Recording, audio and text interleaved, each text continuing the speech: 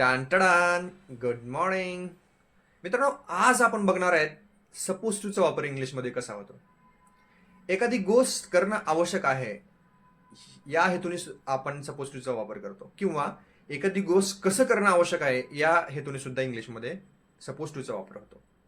चला तर मग पाहूया काही उदाहरणे, त्यामुळे आपला ही गोष्ट क्लिअर होईल. सपोज टूचा वापर करताना नेहमी क्रियापदाचं पहिलं रूप येतं, सपोज टू प्लस V1. उदाहरणात पाहायचं झालं तर आम्हाला शाळेत गणवेश घालणं आवश्यक आहे. We are suppose to wear a uniform at a school. मला त्याने कॉल करणं आवश्यक होतं पण त्यांनी कॉल केला नाही. He was suppose to call me but he didn't. एखादी गोष्ट कसं करणं आवश्यक आहे या हेतूने सुद्धा आपल्याला सपोज टूचा वापर करायचा आहे. बरोबर. मी ही गोष्ट कसं करणं आवश्यक आहे.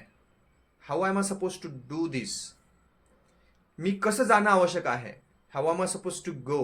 How am I suppose to sit. How am I suppose to ask. How am I suppose to wear. How am I suppose to work. हे मी कसं करणं आवश्यक आहे. मी कसं जाणं आवश्यक आहे. मी हे काम कसं करणं आवश्यक आहे. मी कसं विचारणं आवश्यक आहे. मी कसं बसणं आवश्यक आहे. यावेळेस आपण सपोज टूचा वापर करतो. How am I suppose to work.